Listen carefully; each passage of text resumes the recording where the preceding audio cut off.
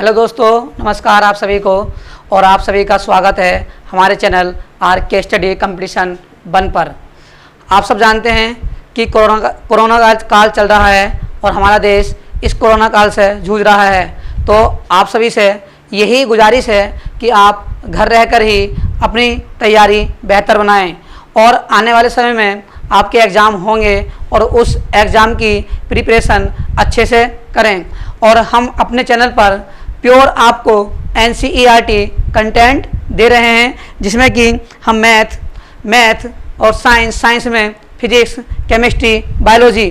तो सबसे पहले जो हम करा रहे हैं वो करा रहे हैं बायोलॉजी की सीरीज, क्योंकि बायोलॉजी से अधिकतर क्वेश्चन बनते हैं और हम स्पेशल रूप से बायोलॉजी को पढ़ेंगे। हर एक टॉपिक के बारे में बहुत ही संपूर्ण जानकारी लेते हुए हम पढ़ेंगे, क्योंकि इस ज़माने में जो वन लाइनर क्वेश्चन होते हैं उन्हें पढ़ने का कोई फ़ायदा नहीं है, क्योंकि क्वेश्चन अब वन लाइनर न बनकर बहुत ही डीपली और बहुत ही अंदर से पूछे जा रहे हैं। तो हमारी यही कोशिश रहेगी कि आपको जो कंटेंट मिले वो बेहतर मिले, जो आप हमारे चैनल से पढ़कर अच्छे नंबर गेन कर पाएँ। तो आइए शुरू करते हैं अपना टॉपिक पाचन तंत्र। और पाचन तंत्र में हम पढ़ रहे हैं मुख गुहा, आहार नाल, और आहार नाल में आज हम पढ़ेंगे मुख गुहा और मुख गुहा के भाग। देखिए, मुख गुहा में जो आता है वो हमारे होते हैं होठ, दांत और जीभ। तो यहाँ से क्वेश्चन बन जाता है जीभ से। अब कैसे बनता है, आइए पढ़ते हैं जीभ के बारे में। तो आप संरचना देख रहे होंगे जीभ की, इस प्रकार से एक संरचना होती है जीभ की। तो जीभ से क्या होता है, ये हमारी एक मांसपेशी अंग होता है जो भोजन को मिक्सिंग करने का कार्य करता है। क्या करता है, मिक्सिंग करने का कार्य करता है और भोजन को आगे धकेलता है। क्या करता है, धकेलता है। अब देखिए, पढ़ते हैं इसके बारे में। जो मुख गुहा है, तो मुख गुहा को 3 भागों में बांट देते हैं। ठीक है, नंबर 1 हमारा है जीभ, से बोलते हैं टंग, और हमारा नंबर 2 है होठ, से बोलते हैं लिप्स, और नंबर 3 है दांत, से बोलते हैं टीथ। देखिए, जो टंग है तो ये क्या होती है, ये मांसपेशी से बना अंग है। इसकी लंबाई 10 सेंटीमीटर होती है। जैसा आप समझ रहे हैं, जो हमारी टंग होती है ये मांसपेशी से बना एक अंग होता है और जिसकी लंबाई 10 सेंटीमीटर होती है। कितनी होती है, 10 सेंटीमीटर होती है।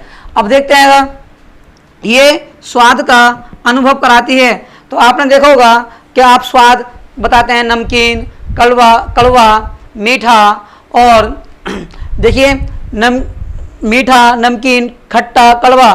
तो ये 4 स्वाद का अनुभव कराती है। और इन 4 स्वादों का अनुभव कैसे होता है हमें, और किसी भी व्यक्ति को अनुभव नहीं हो पाता, उसे चाहे नमकीन खिला दीजिए चाहे मीठा खिला दीजिए, उसे पता ही नहीं चलेगा कि वो क्या खा रहा है। तो क्या होता है, तो हमारी स्वाद कलिकाएँ होती हैं। क्या होती हैं, स्वाद कलिकाएँ होती हैं, जिससे कि हमें जो पता चलता है कि स्वाद कैसा है। यदि किसी व्यक्ति की स्वाद कलिकाएँ नष्ट हो चुकी हैं तो वह स्वाद का अनुभव नहीं कर सकता। यदि स्वाद कलिकाएँ उसकी हैं तो क्या करेगा, वो स्वाद का अनुभव करेगा। और ये स्वाद कितने प्रकार के होते हैं, ये स्वाद 4 प्रकार के होते हैं। और कौन कौन से होते हैं, एक होता है मीठा, दूसरा होता है नमकीन, और तीसरा होता है खट्टा, और चौथा होता है कड़वा। देखिए, जो मीठा होता है स्वीट, साल्ट, स्वार और बीटर। देखिए, जो स्वाद कलिकाएँ होती हैं, तो स्वाद कलिकाएँ कुछ इस प्रकार से फैली होती हैं, और ये हमारे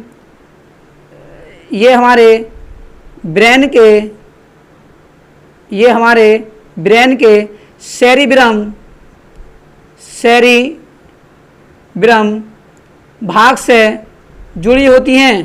क्या होती हैं, भाग से जुड़ी होती हैं। तो यहाँ से एक क्वेश्चन बनता है। वो क्वेश्चन किस प्रकार से पूछा जाता है, वो पूछता है, बताइए कि आइसक्रीम और सूप, जो हम गर्म चीज़ पीते हैं, सूप में किसका स्वाद अधिक होगा और किसका ज़्यादा। तो यही पूछता है। तो देखिए, दोनों में जो स्वाद अधिक होगा वो होगा सूप का। किसका होगा, सूप का। अब कैसे होता है, जब हम आइसक्रीम खाते हैं तो जो हमारी जीभ की सतह होती है, हम बोल सकते हैं जो स्वाद कलिकाएँ होती हैं वो सिकुड़ जाती हैं, और जब सिकुड़ जाती हैं तो उसकी सतह कम हो जाती है, जिससे कि हमें स्वाद का अनुभव नहीं हो पाता। होता है, बहुत कम मात्रा में होता है, लेकिन सूप की अपेक्षा कम होता है। अब दूसरी बात, हम सूप पीते हैं तो गरम गरम महसूस होता है, तो वो सूप जो होता है हमारी जीभ की सतह को फैला देता है और हमें सूप जो स्वाद है उसका बहुत अच्छा लगता है। तो आप यहाँ से क्वेश्चन नोट यही कीजिए कि जो आइसक्रीम और सूप होता है तो सबसे ज़्यादा दोनों में जो स्वाद होगा वो होता है हमारा किसमें होगा, सूप में। अब जो इनकी संख्या होती है, औसतन संख्या जो होती है 8000 से 10,000 तक होती है। कितनी होती है? 8000 से 10,000 तक होती है। महिलाओं में स्वाद चखने की या स्वाद लेने की क्षमता अधिक होती है पुरुषों की अपेक्षा। आपने देखा होगा कि महिलाएं तुरंत बता देती हैं कि इसका स्वाद कैसा है। तो जो स्वाद कलिकाएं होती हैं वो महिलाओं में अधिक होती हैं, किसकी अपेक्षा? पुरुषों की अपेक्षा। देखिए पढ़ते हैं हम और इसके बारे में। देखिए ये स्वाद का अनुभव कराती है। स्वाद का अनुभव स्वाद कलिकाओं से होता है। मैंने आपको बताया स्वाद का अनुभव किससे होता है? स्वाद कलिकाओं से होता है। स्वाद कलिकाएं ब्रेन के सेरिब्रम भाग से जुड़ी होती हैं। मैंने आपको बता दिया है कि संरचना देख रहे होगे आप, जो स्वाद कलिकाएं होती हैं वो मस्तिष्क के या ब्रेन के सेरिब्रम भाग से जुड़ी होती हैं। ये क्वेश्चन भी आपका पूछा हुआ है कि बताइए जो स्वाद कलिकाएं होती हैं वो मस्तिष्क के कौन से भाग से जुड़ी होती हैं? तो कौन से भाग से जुड़ी होंगी? वो जुड़ी होंगी सेरिब्रम भाग से। तो आप बहुत अच्छे से समझ पा रहे होंगे किससे जुड़ी होंगी? सेरिब्रम भाग से। किसके? मस्तिष्क के। अब देखिए आगे देखते हैं।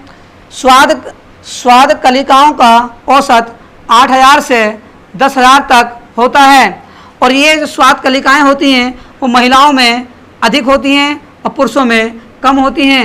तो यह क्वेश्चन पूछता है कि पुरुष की अपेक्षा जो स्वाद लेने की क्षमता स्वाद लेने की क्षमता किस में अधिक होती है? तो महिलाओं में अधिक होती है।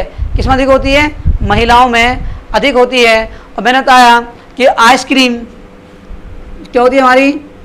आइसक्रीम का जो स्वाद होगा वो कम होगा किसकी अपेक्षा? सूप की अपेक्षा। और सूप का जो होगा वो अधिक होगा।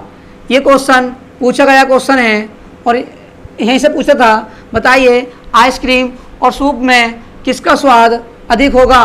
किसका, या कौन सा टेस्टी हमें लगेगा? सही है, पूछेगा कौन सा इन दोनों में कौन सा टेस्टी हमें लगेगा। तो अब मैंने आपको बताया तो टेस्टी कौन लगेगा? वो टेस्टी लगेगा हमारा सूप। क्यों? क्योंकि ठंडी होने पर जो स्वाद कलिकाएं होती हैं वो सिकुड़ जाती हैं। जो स्वाद कलिका जीभ की सतह होती है क्या होती है? सिकुड़ जाती है और जिसके कारण हमें स्वाद का अनुभव कम होता है।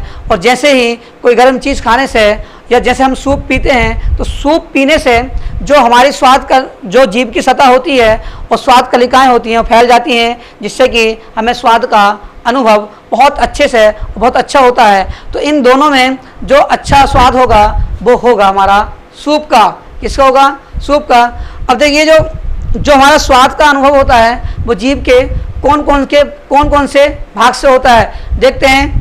देखिए जो ये अगला भाग होता है जीभ का, आप शीशे में देखना, और जीभ का जो अगला भाग होता है ये, इससे हमें अनुभव होता है मीठे का। किससे? किसका?